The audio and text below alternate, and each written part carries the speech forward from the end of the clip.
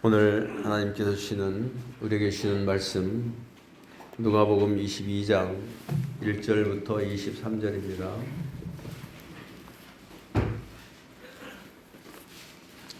누가복음 22장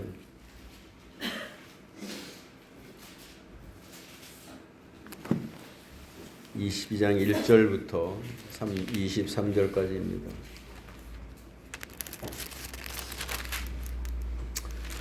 우리 성경을 찾아서 함께 읽도록 하겠습니다. 유월절이라 하는 무교절이 다가오매 대제사장들과 서기관들이 예수를 무슨 방도로 죽일까 궁리하니 이는 그들이 백성을 두려워함이더라. 12 중에 하나인 가룟인이라 부르는 유다에게 사탄이 들어가니 이에 유다가 대제사장들과 성전 경비 대장들에게 가서 예수를 넘겨줄 방도를 의논하며 그들이 기뻐하여 돈을 주기로 언약하는지라. 게다가 허락하고 예수를 무리가 없을 때 넘겨줄 기회를 찾더라. 유월절 양을 잡을 무교절 날이 이른지라. 예수께서 베드로와 요한을 보내시며 이르시되 가서 우리를 위하여 유월절을 준비하여 우리로 먹게 하라.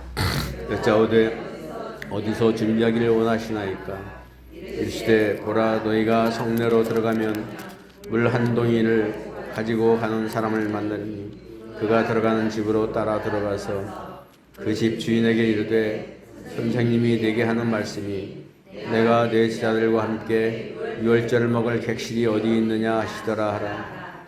그리하면 그가 자리를 마련한 큰 다락방을 보이리니 거기서 준비하라 하시니 그들이 나가 그 하신 말씀대로 만나 유월절을 준비하니라. 때가 이르매 예수께서 사도들과 함께 앉으사 이르시되 내가 고난을 받기 전에 너희와 함께 이 유월절 먹기를 원하였노라.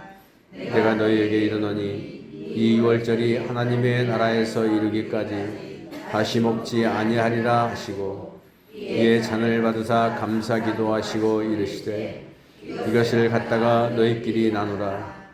내가 너희에게 이르노니 내가 이제부터 하나님의 나라가 임할 때까지 포도나무에서 난 것을 다시 마시지 아니하리라 하시고 또 떡을 가져 감사 기도하시고 떼어 그들에게 주시며 이르시되 이것은 너희를 위하여 주는 내 몸이라.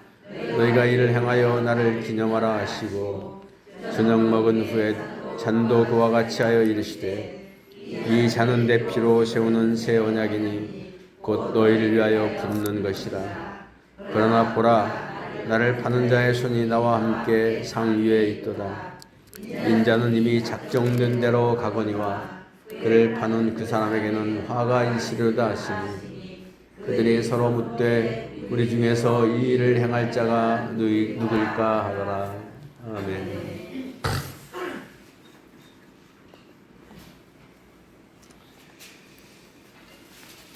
말씀을 읽으면서 식사를 하는 가운데 주님께서 하시는 말씀을 읽으면서 아마 제자들이 얼마나 황당했을까 하는 생각을 해봅니다. 나를 팔 자가 이 상에 함께 손을 얹고 있다. 되게 이별을 할 때 좀 이제 식사를 좀 하죠. 밥이나 한번 먹읍시다. 무슨 얘기냐면 이 식사 자리는 마음을 나누고 사랑을 나누는 것인데 그래도 헤어지는데 식사라도 함께 해야 될 거 아닌가 하는 마음에서 그 자리를 나눌 때 조금 덜 섭섭하겠죠. 예전에는 그 연인들이 헤어질 때는 손수건에다가 글을 써서 이렇게 보냈어요. 요즘에는 카톡으로 끝 하고 딱 보냅니다. 문자도 안 써요, 요즘에. 문자 쓰면은 놓친 애들이라고 잘 안 쓰고 뭐 이상한 이제 그 이모티콘 막 이런 걸 해가지고 보냅니다. 오늘도 보니까 예수님과 제자들이 이별할 시간이 되었어요. 얼마 있지 않으면 예수님은 유대 지도자들에게 체포되어서 십자가에 못이 박히게 됩니다. 그런데 그 예수님께서 못 박히시기 전 마지막 밤에 제자들과 함께 시간을 보내시기를 원하신 겁니다. 근데 이 예수님께서 제자들과 이별하는 마지막 순간에도 좀 울컥하고 감정적인 마음이 들 수도 있는데 그런 감정적인 이별이 아니라 성경적인 이별을 하시게 됩니다. 무슨 얘기냐면 이 이별하시는 그 순간에도 하나님의 말씀을 성취하심으로써 그 말씀의 성취를 통해 그 제자들의 마음 가운데 믿음의 뿌리가 생겨날 수 있도록 도우신 거라는 겁니다. 또 다른 것은 예수님은 신학적인 이별을 하셨어요. 제자들과 함께 유월절 음식을 나눔으로써 이것이 마지막 유월절이 되게 하셨고 또 그 순간이 최초의 성찬식이 되게 하셨다. 이름으로써 이 마지막 유월절이 지나고 최초의 성찬을 이룸으로써 구약이 끝나고 구약의 시대가 끝나고 새로운 능력의 시대가 도래한 것입니다. 오늘 본문의 내용은 세 가지 내용입니다. 하나는 유대 지도자들이 예수님을 죽이려고 하는 것이고, 두 번째는 예수님께서 제자들을 동네에 보내서 유월절을 준비하게 하는 것, 세 번째는 예수님께서 유월절에 제자들과 함께 유월절을 지키시면서 이 유월절 상을 최초의 성찬상으로 바꾸시는 내용입니다. 오늘 이 말씀을 통해서 십자가의 구원의 비밀을 깨달을 수 있는 은혜가 우리 가운데 있기를 주의 이름으로 축원합니다. 제가 목이 안 좋아서 오늘 또 찬양을 되게 조심조심 불렀는데 조금만 자라보고 놀란 가슴 소뚜껑 보고 놀란다고 제가 한번 아파 놓으니까 또 목이 아프고 그러니까 조심하게 되더라고요. 전에는 애따 모르겠다 찬양하는데 하나님이 고쳐주시겠지 하고 불렀다면 이제는 제 목을 제가 좀 관리하고 그럽니다. 제가 좀 이렇게 뭐라 그럴까 힘이 빠져 있어도 여러분 더 큰 힘을 내서 듣는 소리치는 음성으로 들을 수 있기를 바랍니다. 아멘. 오늘 말씀 가운데 첫 번째로 우리가 살펴볼 것은 예수님을 대적하는 사람들이 있었다 하는 겁니다. 이 예수님의 고난, 예수님의 순환이라고 하죠. 사순절이라고 해서 요즘에 사순절을 지키는 사람들도 많고 교회들도 많은데 저는 사순절 입에도 안 꺼냅니다. 별로 의미가 없어요. 이렇게 뭐 그 유래를 따지고 뭐 하면은 또 시간이 오래 걸리니까 따질 필요는 없고요. 우리가 매일매일이 사순절이 돼야 되고 매일매일이 고난의 시간이 돼야 돼요. 그래서 우리가 조금 이제 의미 있게 지킬 수 있는 기간이 있다면 고난주간 이 정도는 그래도 좀 의미가 있지 않느냐 하는 생각을 가지는데 사순절은 그야말로 모르겠어요. 뭐 지키는 사람에게는 또 은혜가 있을 수 있겠지만 특별한 의미는 없습니다. 이 예수님의 고난은 사랑하는 제자 중에 한 사람의 배신으로부터 시작을 합니다. 이 배신은 누군가로부터 배신을 당한다는 것은 아픔입니다. 큰 아픔이었고 많은 사람들로 하여금 예수님의 말씀의 능력과 신뢰성에 대해서 의심을 하게 되는 그런 그 행위였습니다. 제자도 믿지 않는 그것을 다른 사람들에게 믿으라고 한다? 이걸 누가 믿겠어요? 그래서 유다의 배신은 진리에 대한 하나님의 진리에 대한 엄청난 방해 요소였습니다. 고맙습니다. 정영라 집사님. 저쪽에서 이쪽으로 오셔가지고 제가 시야가 한 번도 고개를 안 돌려도 되게 됐습니다. 대제사장과 서기관들은 어떻게 하면 예수님을 죽일 수 있을까? 그것을 의논하죠. 그 1절에서 2절 말씀입니다. 한번 읽어볼까요? 같이 읽습니다. 유월절이라 하는 무교절이 다가오매 대제사장들과 서기관들이 예수를 무슨 방도로 죽일까 궁리하니 이는 그들이 백성을 두려워함이더라. 이 종교 지도자들의 관심은 유월절 절기에 유대인들이 은혜를 받는 것이 아니라 어떻게 하면 은혜를 받을 수 있을까가 아니라 어떻게 하면 예수님을 죽일까 여기에 집중되어 있었다는 거예요. 그런데 그 사람들이 예수님을 죽이려고 하는 이유가 뭘까요? 왜 예수님을 그렇게 죽이려고 할까요? 다른 거 아니에요. 그들이 하나님의 백성이 아니기 때문입니다. 하나님의 백성이라면 그렇게 할 수 있겠어요? 유대 지도자들의 마음은 이미 마귀에게 사로잡혀 있기 때문에 그 마귀를 따라갈 수밖에 없는 거예요. 예전에 IMF가 터지고 난 뒤에 많은 사람들이 돈 때문에 이 금전적인 문제 때문에 고통을 많이 당했죠. 그때 많은 사람들이 내 영혼이라도 팔아서 이걸 해결할 수 있다면 그래가지고 그런 유행어가 생긴 적도 있었습니다.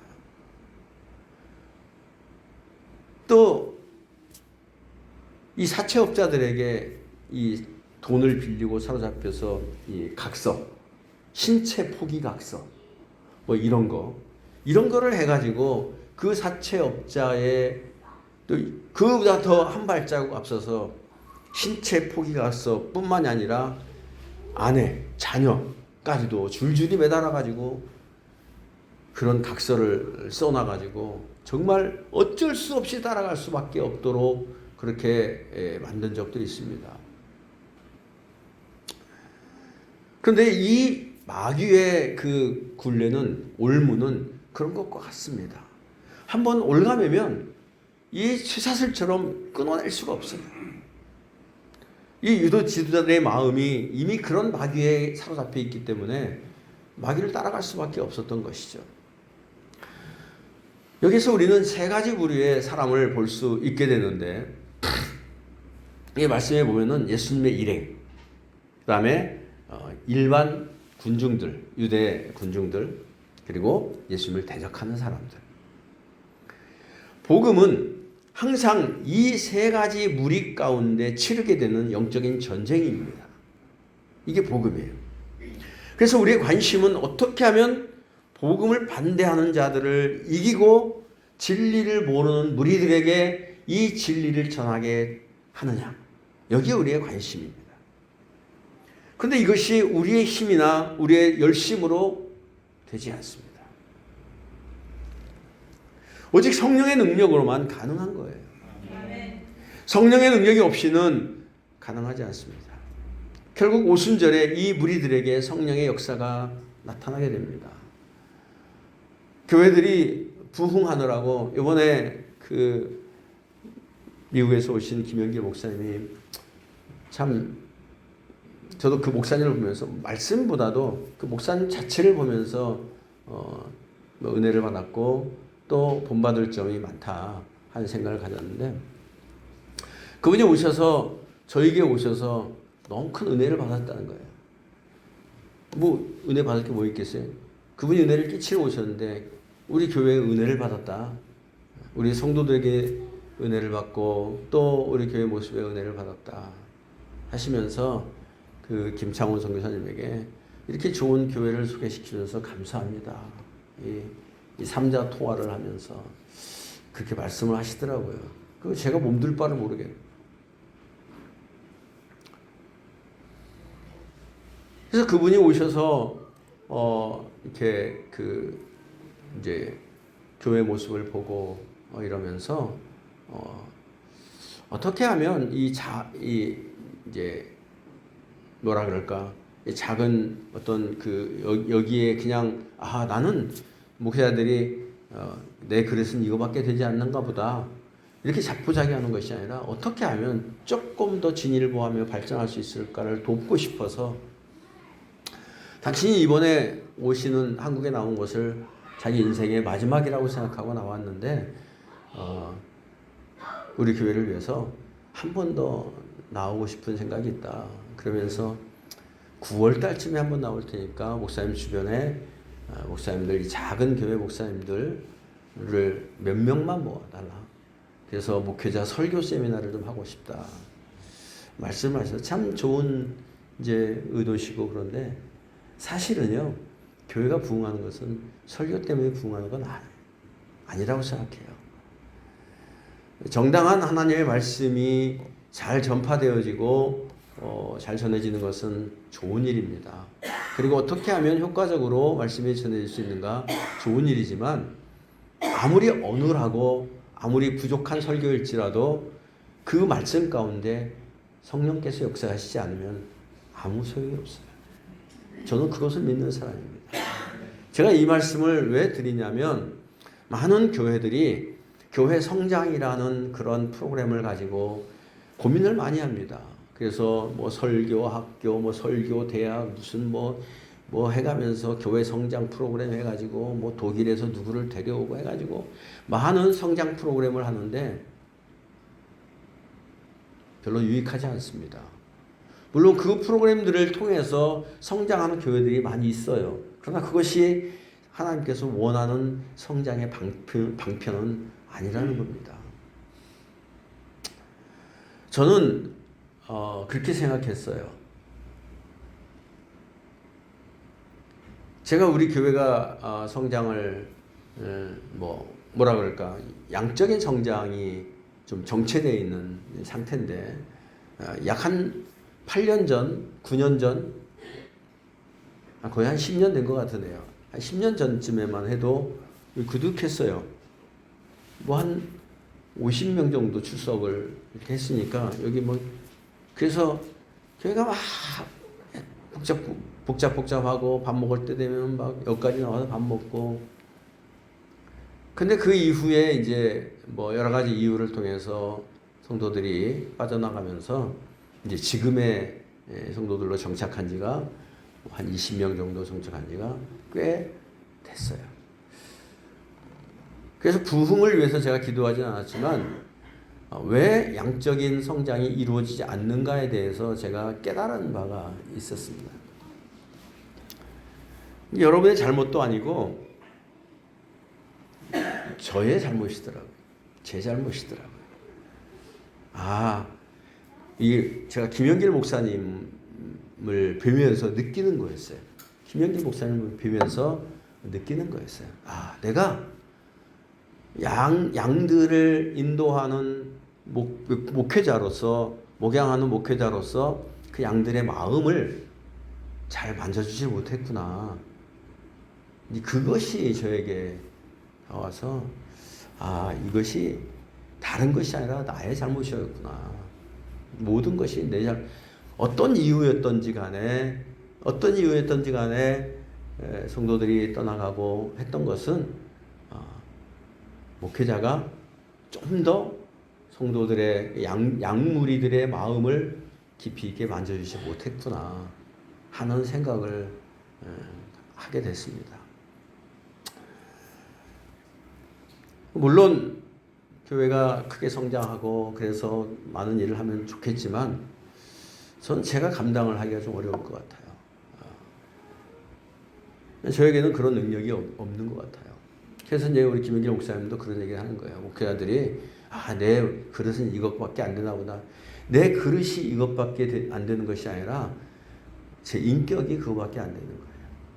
그래서 인격적인 성숙이 이루어지지 않는다면 인격적인 성숙함이 이루어지지 않고 교회가 성장한다면 그 교회는 그것은 축복이 아니라 사실은 심하게 얘기하면 저주일 겁니다. 그래서 요즘에 은퇴하는 많은 목사님들 문제들이 많이 발생하고 또 성도들 간의 갈등, 전별금, 퇴직금 이런 갈등 때문에 많은 그 고민들 하는 모습을 많이 보게 됩니다. 결국 인격적인 성숙과 더불어서 하나님과의 관계, 올바른 관계가 되어 있지 않기 때문에 생겨나는 일이라고 생각을 합니다. 모든 일들이 성령의 능력 없이는 이루어져서는 안 됩니다. 인위적으로 인간적인 방편으로 사람을 끌어오고 인간적인 방편으로 양육시키고 별로 유익하지 않습니다.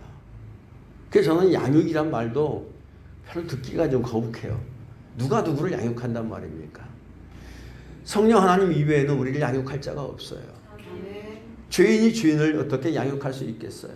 죄인이 죄인을 양육해봤자 죄인일 뿐이에요. 그래서 우리를 양육하고 이끌어 주시는 분은 오직 성령 하나님 한 분이셔야 된다.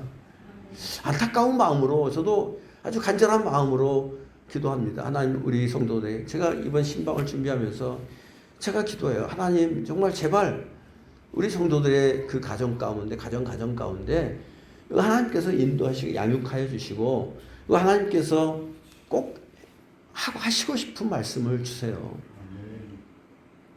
그런 말씀들로 우리에게 주실 줄로 믿습니다.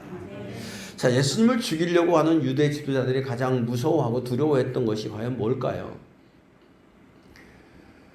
많은 사람들은요, 숫자와 아침에도 제가 새벽에도 말씀을 나눴지만 수와 모양, 여기에 현혹이 됩니다.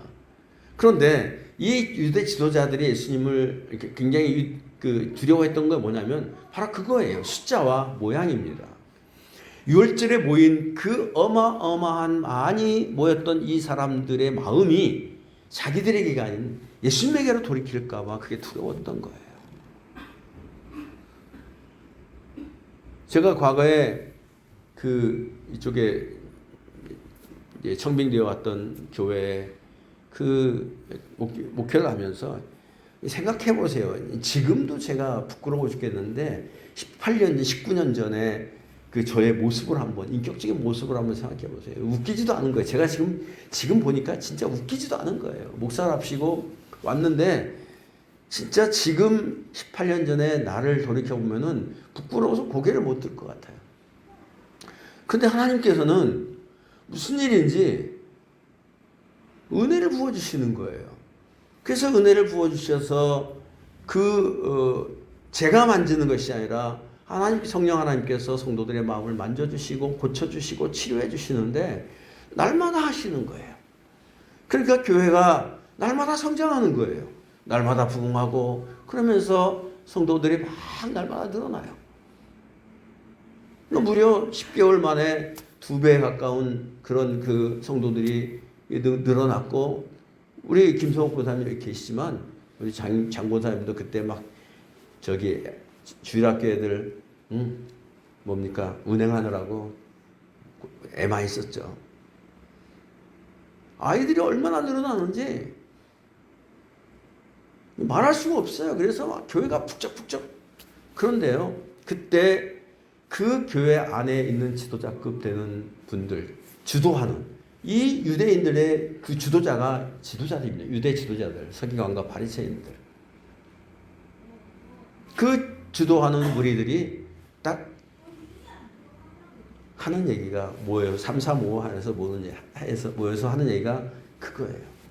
교회는 부흥하면 안 돼. 크게 부흥하면 안 돼. 이 목사 편이 많이 생기면 교회가 어려워져. 공공연하게 그 얘기를 하고 있는 거예요. 목사를 들으라고. 여러분, 이게 유대 지도자들이 두려워했던 겁니다. 목사 편이 생기면 지금까지는 우리가 좌지우지 했는데 목사 편이 생겨서 목사에게 힘이 생기고 나면 이제부터는 교회를 우리 마음대로 내 마음대로 할 수 없게 되는 거 아니냐. 이게 두려움이 생겨서 그때부터 모의를 하는 겁니다. 저도 그 모의에 좀 희생양이 된 거지만 희생양이라고 볼 건 없어요.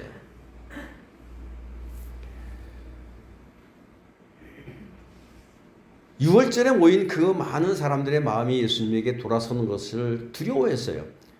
여러분, 유월절이 어떤 날입니까? 유대인들에게 있어서요, 가장 이 우리나라 독립기념일과도 같은 3.1절과도 같은 날이에요. 전 세계에 흩어진 유대인들이 다 모여들어요. 그래서 그 많은 사람들이 예수님에게 열광한다면 자기들은 허수아비가 된다는 거죠. 그래서 그 유대 지도자들은 예수님과 군중들 간의 관계를 끊어버려야 된다고 생각하고 예수님을 어떻게 하면 죽일 수 있을까? 이런 방도를 찾게 된 겁니다. 도대체 왜 그 사람들이 예수님을 죽이려고 했을까? 이게 바로 이유입니다. 근데 이것이 생각만큼 쉽지 않았어요. 제자들이 12명이나 돼서 접근이 쉽지 않았고 많은 무리들이 모여 있었기 때문에 그 공공의 낙에 예수님을 잡아간다는 것이 어려웠어요. 그런데 이 일을 아주 쉽게 만든 사람이 있었는데 그 사람이 바로 가룟 유다였습니다. 13절 말씀 한번 읽어봅시다.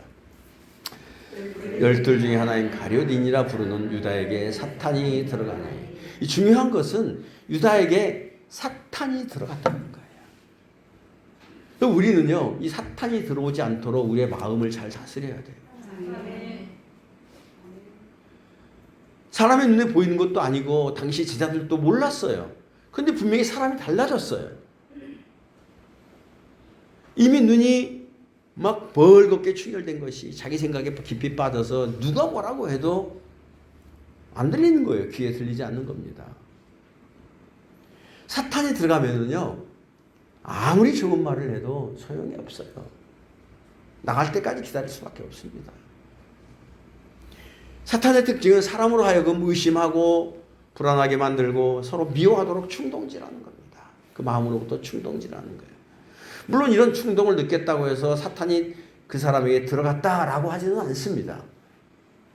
사탄이 들어갔다라고 하는 것은 그런 악한 생각으로 가득 차서 이제는 더 이상 다른 사람의 말이 귀에 들리지 않고 오직 내가 추구하고자 하는 그 일에만 사로잡혀 있는 거예요. 성령 충만과는 정반대되는 일입니다. 성령이 충만하면 사람들로부터 예수님이 미쳤다 저거. 왜입니까? 오직 성령의 일, 하나님의 일에만 몰두하기 때문에 미쳤다는 소리를 듣는 거예요. 이건 좋은 일이에요. 그래서 성령 충만과는 반대되는 현상이 나타나는 거예요. 성령이 충만하면 성령의 감동이 우리 마음에 가득 채워져서 조금이라도 악한 생각이나 나쁜 것이 틈타지 않고 온전한 기쁨과 은혜 가운데 있는 거예요. 이게 성령 충만한 상태입니다.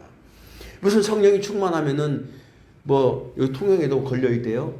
서모세 부흥회 해가지고서 치유 집회 해가지고 롯데마트 앞에 보면 커다란 플랜카드 걸려 있습니다.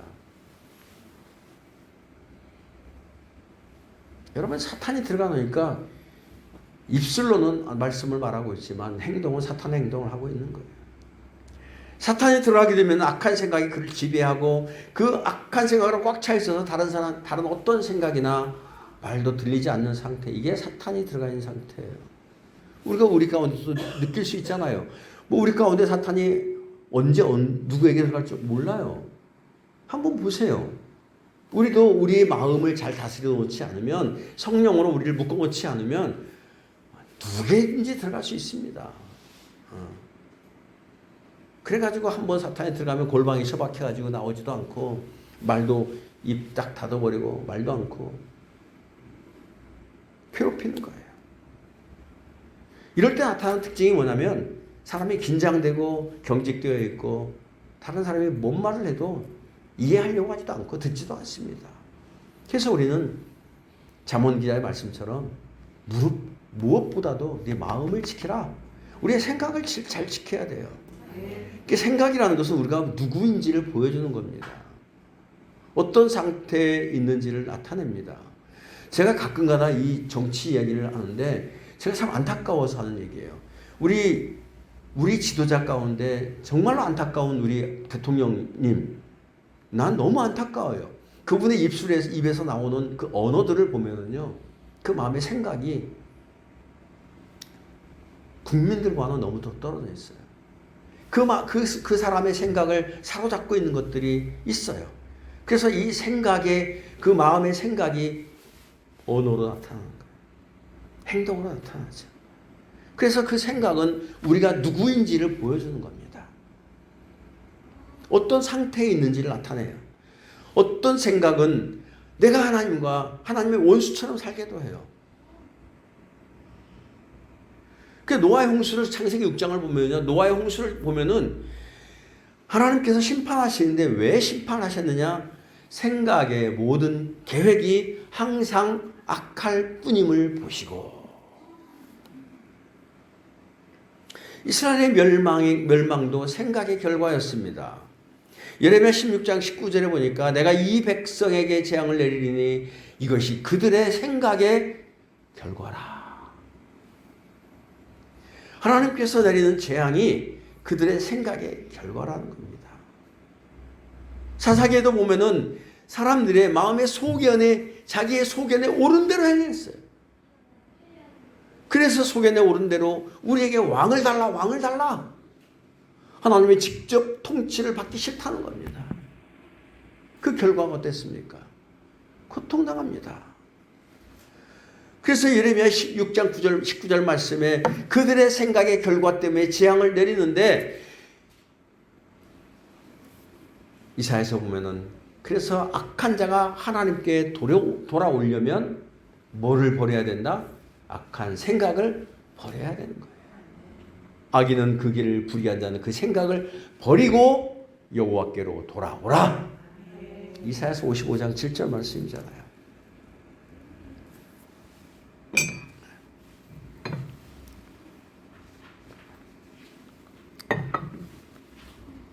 확실히 제가 힘을 빼니까 좀 편하네요.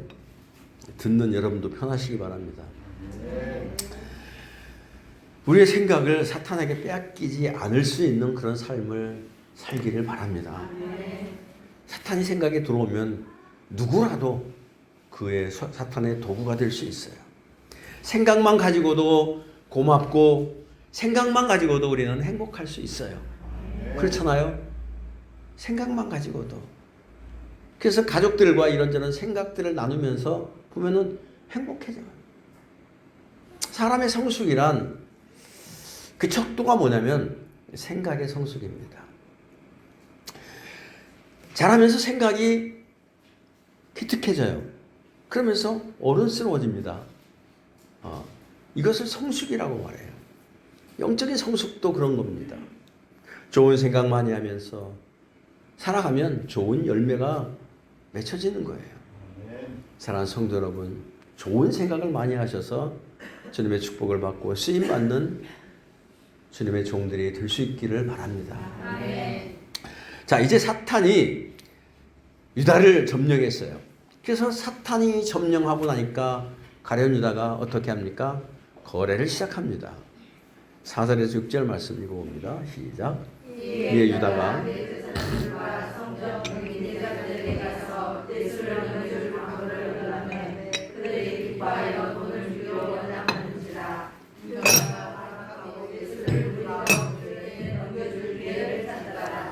우리가 믿었던 사람에게 배신당하는 것은 엄청난 고통입니다. 사람 믿고 보증을 섰는데 부도가 나서 집을 날리게 됐다든지, 아니면 믿고 큰 돈을 빌려줬는데 한 푼도 못 받게 된다면 그 마음의 상처가 이루 말할 수 없습니다.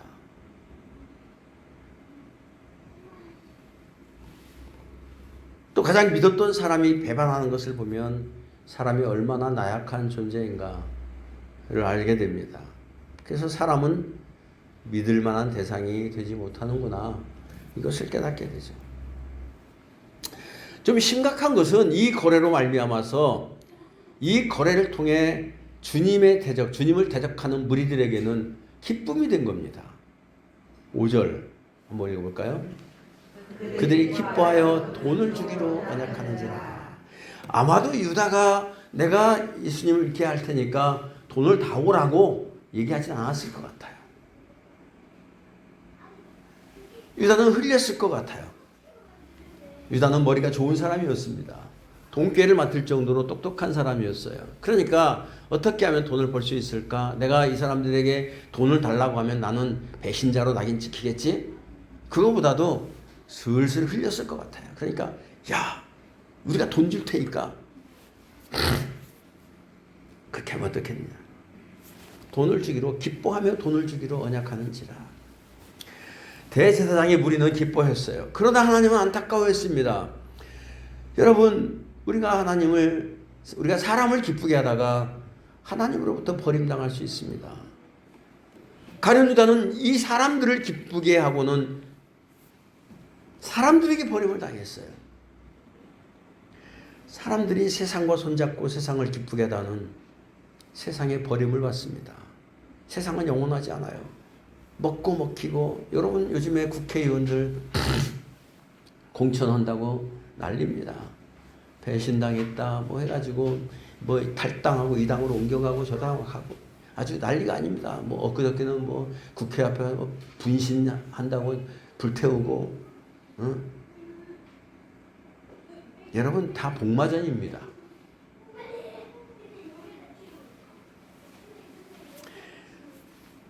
이 세상은요, 이익에 눈이 멀어서 의의 대적이 되는 허망한 세상입니다. 돈이나 이익 때문에 우리들이 세상에 협력하고 정의나 공의 또는 하나님께서 기뻐하시는 그 가치를 스스로 잃어버리지 않도록 조심해야 돼요. 여러분, 우리는 누구를 기쁘게 합니까? 누구를 즐겁게 하고 있어요? 남편, 아내, 자식들을 기뻐하고 즐거워하게 하기 위해서 애쓰고 있습니까? 사람을 아무리 만족시켜도 결국 하나님을 기쁘시게 못한다면 그 인생은 실패자입니다. 이 대제사장들과 서기관들은 사람의 인기를 잃지 않고 인심을 잃지 않기 위해서 사람을 기쁘게 하려고 했는데, 가룟 유다는 예수님의 제자임에도 불구하고 그 악한 주님의 대적들을 기쁘게 하고 있어요. 우리가 누구를 기쁘게 하느냐 너무나 중요합니다. 하나님을 기쁘게 한다는 것은 하나님을 내 편을 만드는 거예요. 내가 잡아야 될 가장 소중한 것을 하는 겁니다. 이런 사람이 될 수 있기를 바랍니다. 하나님을 기쁘시게 하는 그런 자리에 서는 우리 모두가 될 수 있기를 주의 이름으로 축원합니다. 두 번째로 우리가 살펴볼 것은 유월절에 대한 문제입니다. 유월절을 준비하는데 이스라엘 백성들은 유월절 준비에 진심입니다. 아주. 이 유대인들은 유월절을 준비하는 것이 하나님의 아주 중요한 명령으로 생각했기 때문에 어디에 가 있든지 유월절을 지켜야 된다 이렇게 생각을 했어요. 그런데 유월절에 너무 많은 사람들이 예루살렘에 모이기 때문에 예수님 일행들이 그 방구하는 것이 너무 어려웠습니다. 그런데 제자들은 여기저기 사람을 찾으러 다니지도 않았어요. 그 방을 구하러 다니지도 않았습니다. 다만 주님의 말씀대로 했는데 꼭 맞춘 것 같은 사람과 꼭 맞춘 것 같은 상황과 꼭 맞춘 것 같은 장소를 만나게 됩니다. 여러분 이런 경험 해보셨습니까? 예수님께서는 유월절을 지킬 수 있는 최고의 방을 알고 계셨어요. 읽어봅시다. 7절에서 11절 시작. 유월절 양을 잡을 무교절이 이른지라 베드로와 요한을 보내시며 이르시되 가서 우리를 위하여 유월절을 준비하여 우리로 먹게 하라. 여짜오되 어디서 준비하기를 원하시나이까? 이르시되 보라 내가 성내로 들어가면 물 한 동이를 가지고 가는 사람을 만드리니 이는 들어가는 집으로 따라 들어가서 그 집주인에게 이르되 선생님이 내게 하는 말씀이 내가 내 제자들과 함께 유월절을 먹을 객실이 어디 있느냐 하시더라 하라. 여러분 이게 무슨 말입니까? 예수님은 신적인 능력을 갖고 있었다는 거예요. 미래를 내다본 앞으로 모든 것이 어떻게 될 것인지 아는 거기에 대한 신적인 능력을 가지고 있었다는 겁니다. 이 유대인들은 보통 여인들이 물동이를 이렇게 이고 가기 때문에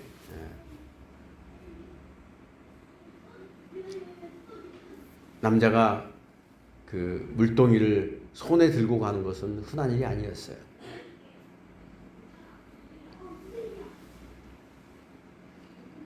물 한 동이를 이고 가는 사람이 아니라 가지고 가는 사람이라고.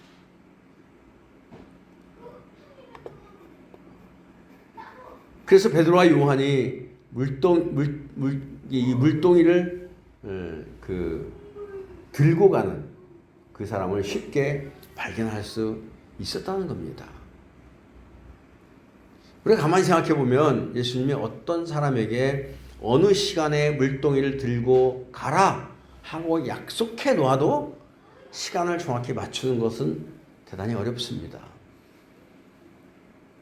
그런데도 불구하고 예수님은 예루살렘에 어떤 남자가 물동이를 들고 갈지를 이미 알고 계셨다는 거예요. 그래서 그 사람을 따라가면 유월절을 준비할 수 있는 방이 있을 거다라고 제자들에게 말씀하신 겁니다. 이것은 그냥 예지적인 능력이 아닙니다. 예수님의 그 초자연적인 능력, 신적인 능력으로 미리 아신 거예요. 그래서 우리는 우연히 물동이를 들고 가고 있지만 예수님이 그걸 다 알고 계셨다는 겁니다. 그 사람도 모르는 거예요. 또 하나는 어떻게 해서 그 집주인이 예수님께서 자기 다락방을 쓰실 줄 알고 비워놨을까입니다. 그 사람의 마음 가운데 이것은요, 누군가가 자기 다락방을 쓸 것 같은 마음의 감동이 있었다는 겁니다. 이미 그게 예수님이었던 거예요. 이번에 자기 다락방을 쓰실 것 같은, 누군가가 쓸 것 같은 강한 확신 같은 것들이 있어서 비워뒀는데 결국 베드로와 요한이 그 집을 찾아온 거예요. 여러분, 하나님 이런 일을 많이 하시잖아요. 감동을 주시는데 양쪽 모두에게 감동을 주시는 거예요. 어떤 사람은 찾아가게 하시고 어떤 사람은 준비하게 하십니다. 사렙대 과부를 찾아간 엘리사, 여러분 어떻습니까? 어떤 사람은 찾아가요.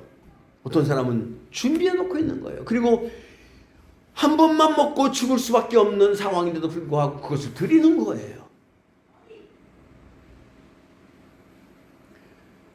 이렇게 하나님께서는 어떤 사람은 찾아가게 하고 어떤 사람은 준비하게 하셔서 모든 것이 정확하게 맞아떨어지게 함으로써 하나님께서 우리와 함께 하시고 계신다는 강한 확신을 주시는 거예요. 그래서 우리는 감동을 소중히 여겨야 돼요. 그리고 주님의 말씀대로 순종하는 것이 대단히 중요합니다. 제가 예전에 아프리카 다녀오려고 하는데 그때 누굽니까? 그레이스 김 선교사님 오셨잖아요. 그분에게 있어서 1,000불은 엄청 큰 돈이거든요. 그런데 1,000불을 저에게 내놓네. 내가 이걸 어떻게 받습니까? 라고 이야기했을 때 나는 돈이 필요한 상황이었지만 어떻게 이걸 받습니까? 라고 했을 때 그분이 뭐라고 얘기한 줄 아십니까? 하나님이 나에게 주시는 감동을 내가 행하지 않으면 나는 복을 받지 못합니다. 하나님의 마음을 정확히 알고 계시는 분이에요. 10년 전에 미국에 초청할 때도 마찬가지였어요.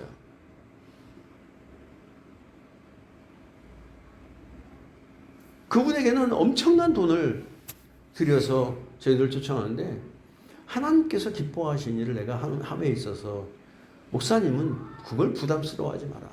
나는 이것을 행함으로 하나님을 기쁘시게 하는 거다.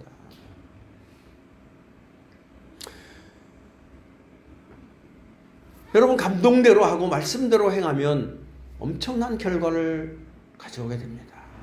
이것을 보면 우리는 아주 사소한 것일지라도 예수님에게 여쭤보는 것, 이것이 대단히 중요하다는 깨달음을 줍니다.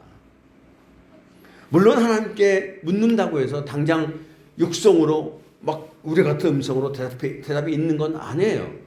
여러 가지 방편으로 우리에게 깨달음을 주시는 거예요. 그 방편 중에 가장 많은 방편이 바로 말씀입니다.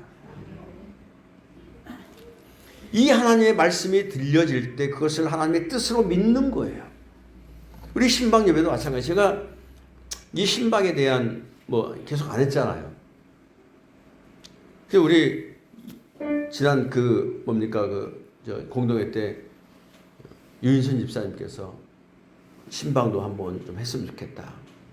저는 하나님의 음성을 그냥 들었어요. 그래서 내가 오랫동안 우리 성도들 가정을 돌아보지 못했구나.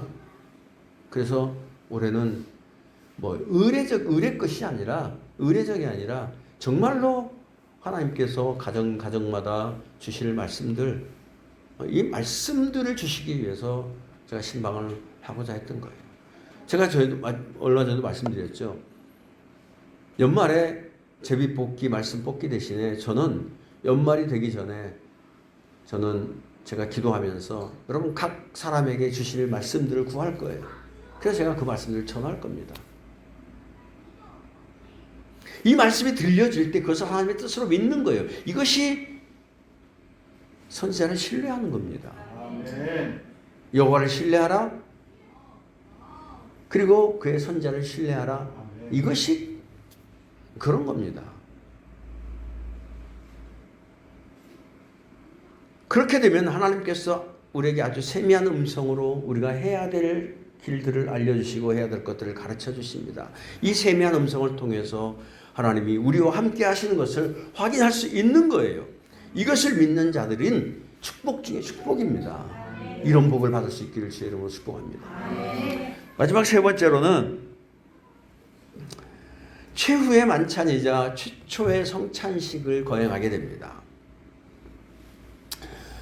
어떤 사람의 마지막 모습은 오래도록 인상에 남습니다.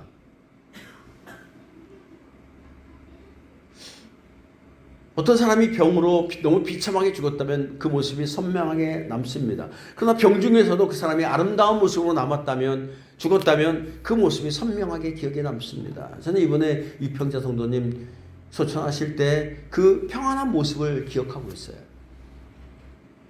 비록 아플 때는 고통스러웠지만 아버지께로 돌아갈 때는 그 얼굴에 그 평안함을 유지하고 있는 그 모습을 보면서 기억에 남는 거예요.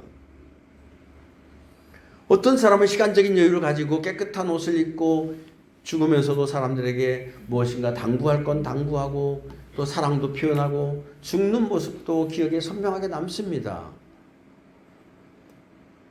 이런 것처럼 예수님은 죽으시기 전에 제자들과 아름다운 시간을 보내시기를 원하셨습니다. 이것이 추후의 만찬입니다. 14절에서 16절 한번 읽어봅니다.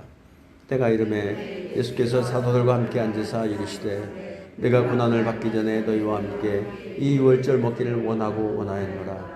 내가 너희에게 이르노니 이 유월절이 하나님의 나라에서 이루기까지 다시 먹지 아니하리라 하시되. 굉장히 중요하게 여기셨어요. 이 유월절 날 제자들과 함께 음식 먹는 것을 예수님이 굉장히 중요하게 여기셨습니다. 그 이유는 지금까지의 모든 유월절 행사가 바로 예수님이 죽으시는 그 날을 준비하는 것이었기 때문입니다. 유월절이 뭐죠? 유월절이 뭡니까? 여러분 유월절이 뭔지 모르시는 분 계세요? 아셔야 돼요. 유월절 무슨 날입니까? 제가 이름 불러서 물어보면 안 되니까 한 번 더 가르쳐 드릴게요. 애굽의 장자들을 죽이고 하나님의 하나님 되심을 가르치실 때 그 어린 양을 잡아서 죽여서 그 피를 문설주와 문인방에 바르고 나면 죽음의 사자가 그 피를 보고 넘어가는 날, 그날이 유월절입니다. 그 어린 양은 예수 그리스도를 의미하고 지금으로 말하면 그 예수 그리스도의 피를 우리가 바르고 있을 때, 즉 예수 그리스도가 그 나를 위해서 피 흘려 죽으셨다는 것을 믿음으로 받아들일 때 죽음의 사자가 우리를 넘어간다는 거예요. 이게 유월절입니다. 그래서 유대인들이 행하는 모든 유월절 행사는 그 어린 양의 죽으심, 예수 그리스도의 죽으심을 준비하는 날이었던 거예요. 근데 거의 대부분의 유대인들은 그날이 무슨 날인지도 모르고 지켜가는 거예요. 그래서 예수님은 제자들과 유월절을 지키면서 그 의미를 가르쳐 주시기를 원했던 겁니다. 이 유월절의 의미를 설명하시면서 2000년 이상의 의문이 풀려버렸어요. 제자들은. 엄청난 순간이었습니다. 그동안 2000년 전에 그 유대인들이 2000년 이상 지난 그 전에 왜 하나님께서 유월절 그 어린 양을 잡아서 문설주와 문인방에 발라서 그 죽음의 사자가 건너가게 했는가? 이것이 어떤 의미인가? 이것을 유대인들은 모르고 있었는데 이 의문이 풀려버렸어요. 한마디. 엄청난 순간이었습니다. 이 유월절은요, 이스라엘 백성들에게 우리 가장 큰 명절, 어떤 날입니까? 뭐 설날이나 추석 뭐 이런 날 꼽잖아요. 그런데 풍성한 음식을 준비하잖아요, 우리는. 그런데요, 유월절은 그렇지 않습니다. 누룩이 들어가지 않은 딱딱한 떡을 준비하고 어린 양을 잡아 준비합니다. 왜 누룩이 들어가지 않는 떡을 먹습니까? 여러분, 발효되는 때가 시간이 걸려요. 시간이 없습니다. 조속히 시간을 아끼라는 거예요. 시간을 아끼라는 겁니다. 이 누룩에 대한 여러 가지 의미가 있지만 그 유월절 누룩이 들어가지 않는 떡은 그겁니다. 밀가루 반죽 그냥 바로 해서, 가루 반죽 바로 해서 바로 구워 먹고 가라는 거예요. 빨리 먹고 가라는 거예요. 누룩이 없는 딱딱한 떡을 준비하고 어린 양을 잡아 준비합니다. 이 어린 양은 애굽에서 하나님께서 이스라엘을 심판하실 때 이스라엘 자손들은 어린 양의 피로 생명을 건진 것을 의미하죠. 과거에 그 어린 양의 죽음으로 이스라엘 백성들이 한 명도 죽지 않고 모두 살았던 것처럼 이제는 예수 그리스도가 그 어린 양이 되어서 죽으심으로 우리 모두가 생명을 얻게 되는 거예요. 아멘. 믿는 자마다 내가 그 피를 유월절 그 양의 피를 볼 때에 내가 널 넘어서 가리라. 예수 그리스도의 피를 믿는 자마다 하나님께서 심판하지 않고 넘어가신다는 거예요. 아멘. 이 생명은 단순한 육체적인 생명이 아니라 능력 있는 새로운 삶을 의미합니다. 우리의 영혼의 생명을 의미합니다. 예수님이 죽으심으로 우리의 모든 연약한 것과 병든 것 다 주님이 가져가셨어요. 아멘. 이것을 알지 못하면 신앙생활하면서 당당하지 못하고 주의식에 시달리기 쉽습니다. 얼마 전에 제가 아팠을 때 한 목사님이 뭘 농담이겠지만 농담 속에 진담이 들어있어요. 우리 소집사님한테 그렇게 물었대요. 아이 집사님, 최 목사님처럼 그렇게 헌신하고 그런데 왜 저렇게 병이 걸립니까? 이분은 예수님을 잘 모르는 거예요. 저는 그 아픔과 고난을 통해서 너무 많은 것들을 깨달아요. 우리는요, 이 질병 때문에, 저는 병 때문에 고민한 적 한 번도 없습니다. 내가 이거 암이면 어떻게 할까? 내가 이거 죽으면 어떻게 할까? 고민한 적 단 한순간도 없어요. 내가 이 아픔을 통해서 내가 얻어야 될 것이 무엇인가? 힘들고 고통스러운 이 날들을 통해서 나는 무엇을 깨달을 것인가? 우리에게 만일에 호텔에 숙박비와 식비가 다 지불됐으면 그냥 자고 그냥 먹으면 돼요. 가서. 유월절 어린 양이 있기 때문에 우리는 당당할 수 있는 거예요. 그리고 이 세상의 어떤 재앙도 우리를 덮칠 수 없습니다. 왜냐하면 그 어린 양의 피가 우리 교회와 가정에 발라져 있기 때문에 멸망의 천사가 넘어갈 수밖에 없습니다. 그뿐만 아니라 예수님은 이 마지막 유월절을 통해서 구약의 모세의 율법은 끝나고 새로운 복음의 언약이 시작됐다는 것을 선포하기를 원하셨던 거예요. 그래서 제자들과 함께 나누신 이 유월절은 유월절로서는 마지막이고 성찬으로서는 첫 번째 성찬식이 되는 거예요. 17절에서 18절 한번 읽습니다. 이에 잔을 받으사 감사기도 하시고 이르시되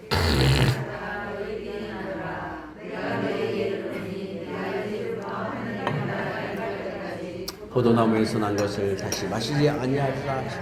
우리는 이 성찬식을 통해서 우리의 옛사람은 그리스도와 함께 십자가에 못 박혀 죽고 이제 새로운 하나님의 사람이 된 것을 나타냅니다.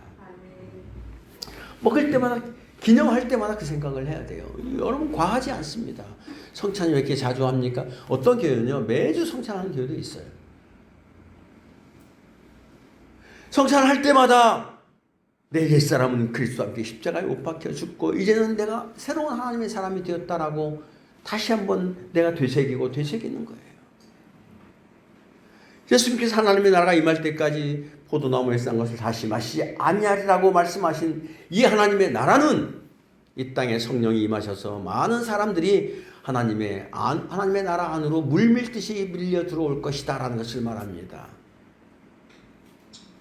그래서 예수님이 죽으심으로 성령으로 주님과 연합해서 기쁨을 누리며 능력받으며 전혀 새로운 삶을 살게 되는 것입니다.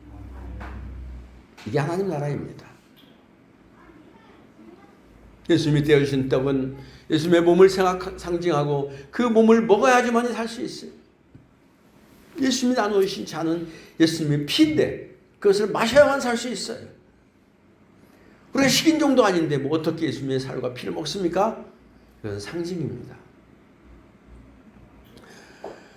다시 말씀드리면 예수님의 죽으심이 내 죄를 대신하는 죽음이고 죽음이라고 고백하는 것이 예수님의 살과 피를 먹는 것입니다. 그러면 어떤 일이 일어날까요? 그것을 고백하면 어떤 일이 일어날까요? 예수님이 죽으신 그 자리에 내가 들어가게 되는 겁니다. 내가 죽은 것으로 인정되는 거예요. 과거에 나를 집요하게 따라다니던 죄가 나를 더 이상 추격하지 못합니다. 왜냐하면 내가 죽었기 때문입니다. 그리고 다시 살아날 때는 내가 아닌 다른 사람으로 살아납니다. 이것이 십자가가 우리에게 보여주는 신비로운 일입니다. 우리는 다 십자가에 죽어 없어집니다. 한 사람 한 사람씩 다 사라집니다. 내가 그리스도와 함께 십자가에 못 박혔나니 그런즉 이제는 내가 산 것이 아니다.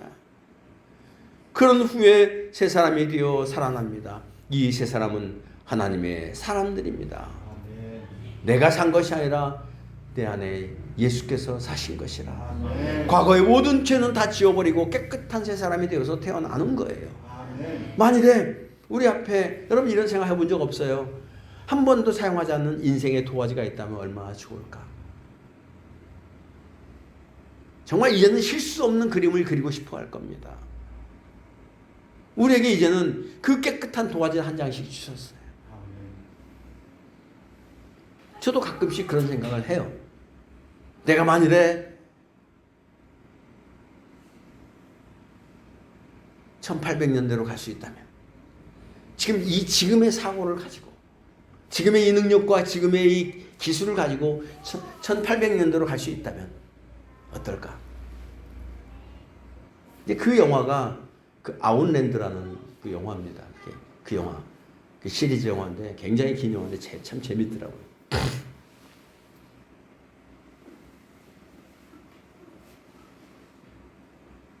그 이 시대에 있는 사람이 1800년대로 들어간 거예요. 그 시대에 간호사였고 이런 사람이 가가지고 새로운 의학 기술을 가지고 거기 가서 사람들을 고치고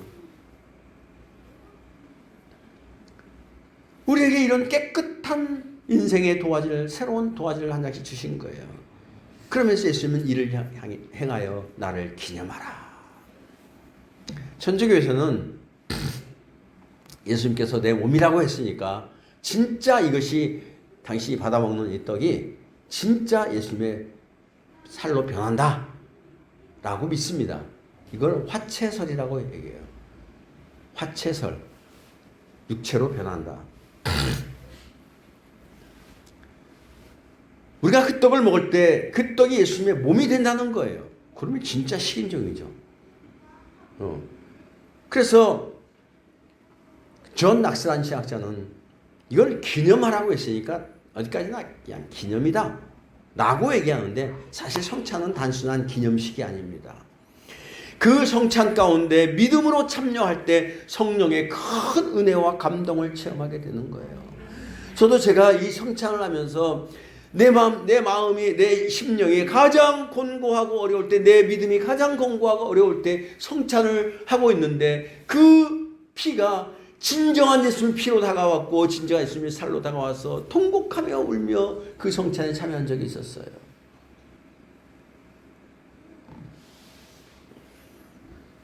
예수님은 성찬을 통해서 예수님의 십자가로 우리가 구원받았음을 잊지 않도록 하셨어요. 그리고 이 십자가를 통해서 우리의 죄를 용서받았고 우리의 부끄러운 옛사람이 죽었다는 것을 이 성찬을 통해서 날마다 기억하게 하시는 거예요. 왜 그렇습니까? 우리는 하나님의 은혜를 너무 자주 잊어버린 거예요.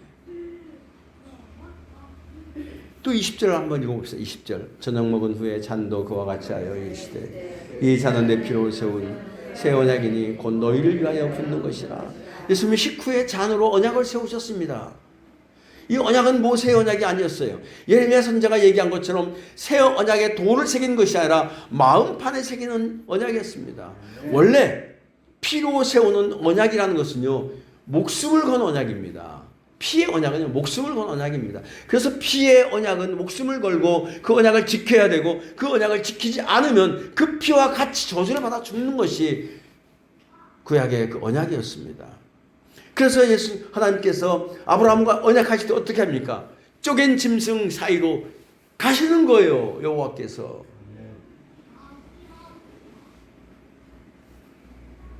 예수님은 죽으심으로 우리에게 구원을 주셨어요. 그렇게 우리도 목숨 걸고 이 믿음을 지켜야 돼요. 만일 환난이 두려워서 예수님을 배반하게 된다면 우리도 저주받게 되는 겁니다. 어떤 어려움이 오더라도 믿음의 도를 굳게 지키는 성도들이 될 수 있기를 주의 이름으로 축원합니다. 아울러서 우리가 성찬식을 할 때마다 되새겨야 할 것은 내 힘과 공로로 신앙생활을 하려고 하지 않는 거예요. 가룟 유다와 유대인들이 실패한 것이 바로 이것입니다. 우리의 신앙, 내 신앙은 내 자신, 우리들이 주도해 나가는 것이 아니에요. 성령께서 오셔서 모든 것들을 지휘하시고 사람을 세우시고 우리에게 능력을 주셔서 주님의 길로 인도하시는 겁니다.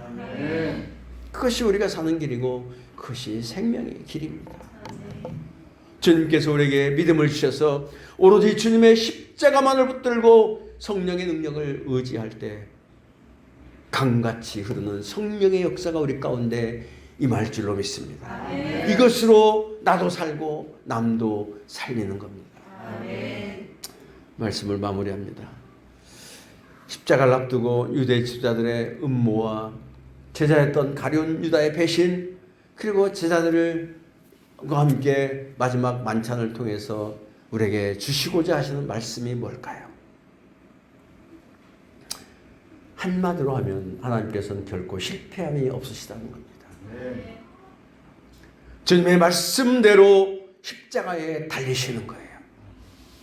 유다는 주님을 거부함으로 주님의 뜻을 이루는 수단이 되었고, 대신 그는 주님의 말씀을 거부한 결과 멸망의 심판을 받게 되었습니다.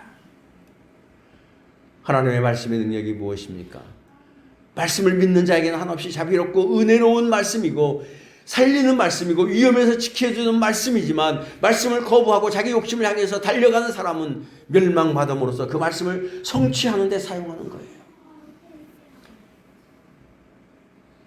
그래서 우리는 그 멸망을 통해서 하나님의 말씀을 성취하는 자가 아니라 자발적으로 기쁜 마음으로 하나님의 뜻을 이루어드리는 존귀한 종들이 되어야 되는 것입니다. 사람들은 모든 것이 자기 뜻대로 될 것 같아서 좋아합니다. 그러나 결국 가보면 모든 것이 하나님의 뜻대로 되고 모든 영광은 하나님께로 돌아가는 거예요. 우리가 이것을 미리부터 안다면 하나님의 성하신 뜻에 복종해서 적극적으로 그 뜻을 이루어드린 것, 이것은 아름다운 일입니다. 사랑하는 성도 여러분, 자기 뜻대로 한다면 남는 것도 없고 그 결과도 좋지 못합니다. 결국 모두가 다 하나님께 영광을 돌리게 됩니다. 중요한 것은 내가 멸망당해서 영광을 돌리느냐 아니면 구원받음으로 영광을 돌리느냐 하는 것입니다. 음부와 지옥의 권세 가운데서 그 고통을 당하면서 영광을 돌리느냐 아니면 영광의 보좌 밑에서 영화롭게 그 멸관을 던지며 하나님을 찬양하는 자리에 있을 것이냐 하는 것입니다. 인생은 짧지만 하나님의 말씀은 영원합니다. 하나님의 말씀을 사랑하고 기꺼이 순종하는 자가 승리하고 복을 받게 됩니다. 오늘 이 주님의 사랑을 확인하고 우리 아버지 하나님의 뜻을 이루어드리는 삶을 살아갈 수 있는 우리 모두가 될 수 있기를 주의 이름으로 축원합니다.